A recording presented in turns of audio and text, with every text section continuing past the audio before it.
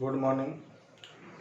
Last हमने salary head जो है वो कंप्लीट कर लिया था कि वेतन शीर्षक से आय किस तरह से ज्ञात की जाती है। अब 2 नंबर शीर्षक सेकंड हेड स्टार्ट करते हैं हम। मकान संपत्ति से आय। मकान संपत्ति से आय, ये अपना सेकंड हेड है। मकान संपत्ति से मतलब क्या है?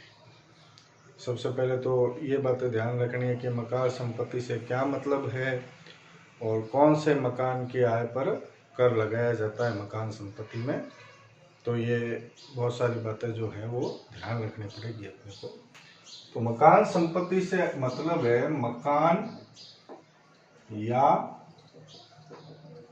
उससे लगी भूमि। मकान या उससे लगी भूमि जिसका उपयोग व्यापार या पैसे के लिए नहीं होता। मतलब मकान संपत्ति में हमें किसे शामिल करना है? मकान संपत्ति से जो आय अपने निकाल रहे हैं उसमें किसको शामिल करना है? ऐसी सारी मकान संपत्ति को शामिल करना है। मकान भी हो सकता है और भूमि भी हो सकती है। यदि उसका प्रयोग व्यापार या पैसे के लिए नहीं हो रहा है तो यदि आप अपने मकान का प्रयोग व्यापार या पैसे के लिए कर रहे हो तब तो मकान संपत्ति शीर्षक में उससे कोई लेना देना नहीं है। व्यापार या पैसे के लिए कोई मकान प्रयोग नहीं हो रहा है और अन्य प्रयोग में आ रहा है ना, चाहे किराए पे दिया है आपने, चाहे स्वयं के रहने का है, ठीक है ना, इन सभी बातों पे जो आय मानी जाएगी वो इसी शीर्षक में मानी जाएगी, मकान संपत्ति से आय शीर्षक। अब इसमें कुछ महत्वपूर्ण बातें क्या क्या है। पहली बात, करदाता मकान संपत्ति का मालिक होना चाहिए। मतलब जिस संपत्ति मकान संपत्ति पे हम आय की गणना कर रहे हैं उस मकान संपत्ति का मालिक जो है वो करदाता होना चाहिए जिसके ऊपर आप कर लगा रहे हो। यदि वो मालिक ही नहीं है तो आप उसके ऊपर कर कैसे लगाओगे? तो करदाता जो है वो मकान संपत्ति का मालिक होना जरूरी है, पहली बात ये। दूसरी बात, यदि करदाता ने मकान को अपने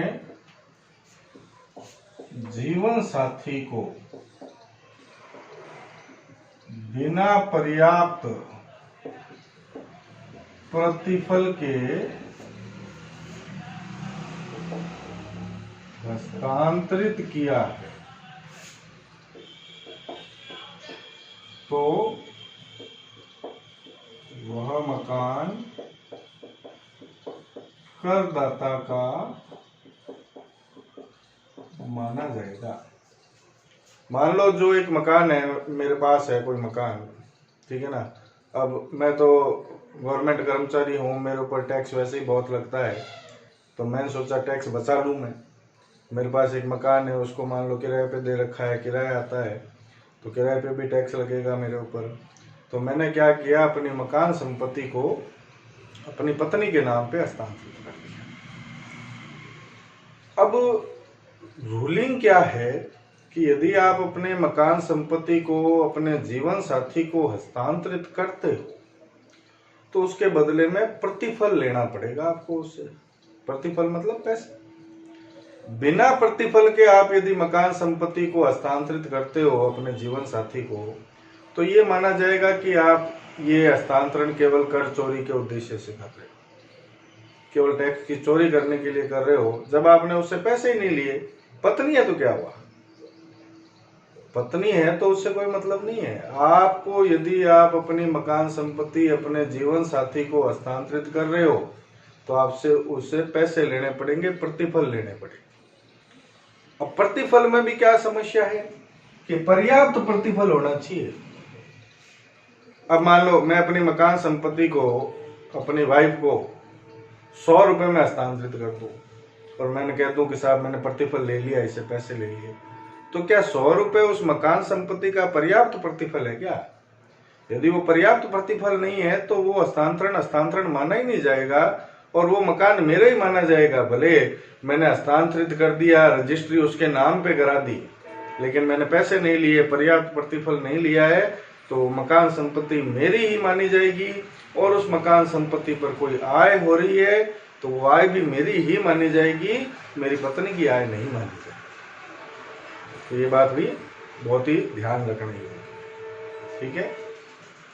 तीसरा, यदि करदाता मकान संपत्ति को अपने अवयस्क पुत्र को बिना प्रतिफल हस्तांतरित कर देता है। अब मान लो मैंने अपना मकान है वो अपने अवयस्क पुत्र, अवयस्क किसको कहते हैं? जो 18 साल से कम है, तो अवयस्क पुत्र को ट्रांसफर कर दिया मैंने तो, लेकिन प्रतिफल नहीं लिया या पर्याप्त प्रतिफल नहीं लिया, तो वो भी मकान मेरा ही माना जाएगा, मेरे पुत्र का नहीं माना जाएगा, ठीक है। 4 नंबर, हिंदू अविभाजित परिवार, HUF की अविभाज्य संपदा। एक कैटेगरी होती है हिंदू अविभाजित परिवार, HUF, उसके ऊपर कर का निर्धारण अलग तरीके से होता है। और HUF में जो मेन सबसे बड़ा होता है घर में, उसको मुखिया माना जाता है, HUF का कर्ता माना जाता है और सारा काम उसी के थ्रू होता है। अब मान लो हमारे हिंदू अविभाजित परिवार, हमने जो HUF बना रखा है, उस HUF में एक ऐसी संपत्ति है जो अविभाज्य है, जिसका विभाजन हम नहीं कर सकते। मतलब HUF में हमने डिक्लेयर कर रखा है कि इस संपत्ति को हमने अविभाज्य घोषित किया है ना। अब उस संपत्ति को मान लो किराए पे दे दिया और किराया मैंने वसूल कर लिया खुद ने, पर्सनल, तो पर्सनल वसूल करने से कुछ नहीं होगा।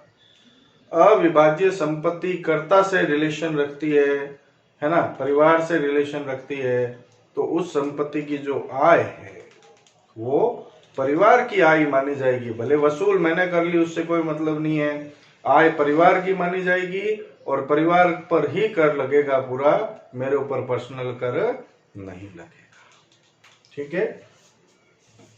5वां पॉइंट,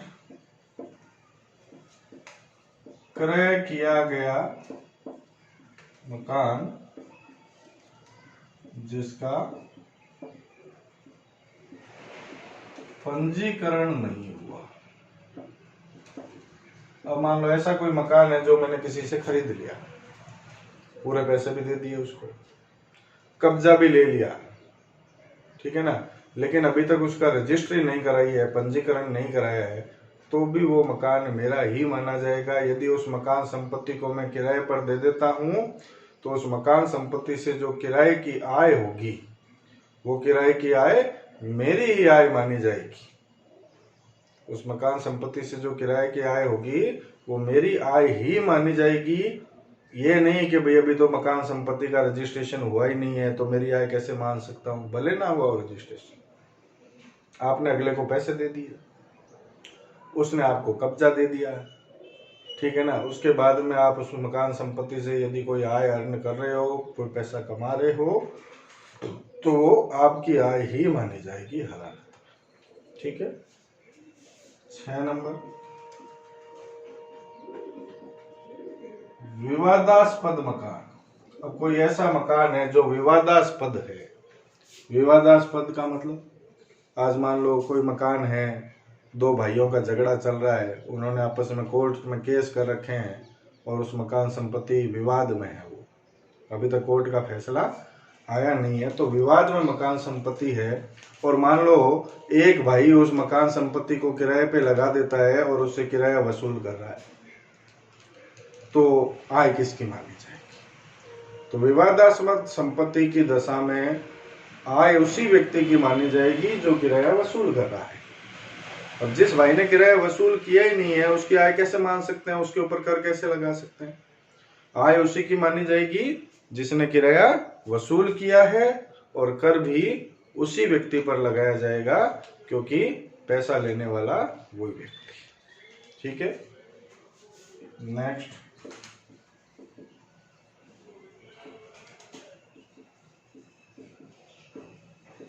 उप किराएदार से प्राप्त किराया,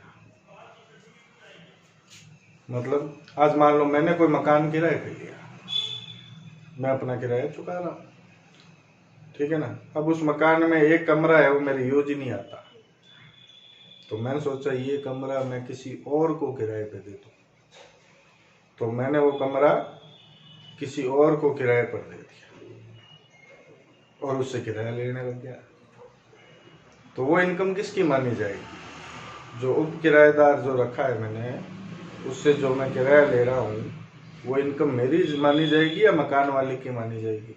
तो सीधी सी बात है, किराया मैं ले रहा हूँ तो इनकम मेरी ही मानी जाएगी, लेकिन वो किराया जो है वो मकान संपत्ति शीर्षक में कर योग्य नहीं होगा। वो किराया अदर सोर्सेज शीर्षक जो है अपना, अन्य साधनों से आए, उस शीर्षक में कर योग्य होगा। मैंने आपको 5 शीर्षक बताए थे, याद होंगे आपको। वेतन सैलरी से आए, मकान संपत्ति से आए, व्यापार और पैसे से आए, पूंजी लाभ और अन्य साधनों से आए। तो यदि मैं उस मकान का मालिक हो ही नहीं तो मकान संपत्ति से आए कैसी मान ली जाएगी? मेरी आय तो हो रही है मेरे को, लेकिन मकान संपत्ति से आय होने के लिए मकान का मालिक भी तो होना जरूरी है, मैं मालिक थोड़ी हूँ। तो यदि मैं किसी उप किराएदार से किराया वसूल कर रहा हूँ तो वो जो आय है वो मेरी तो मानी जाएगी, लेकिन मकान संपत्ति से आय शीर्षक में कर योग्य नहीं होगी, वो आय अन्य साधनों से आय शीर्षक में कर योग्य। ठीक है, उसके बाद 8वां पॉइंट, काल्पनिक आय। काल्पनिक आय क्या है? अब मान लो मेरे पास कोई मकान संपत्ति है, पहली बात 4 मकान संपत्ति है, 4 मकान। तो इनकम टैक्स एक्ट जो है वो एक मकान में खुद के रहने की छूट देता है।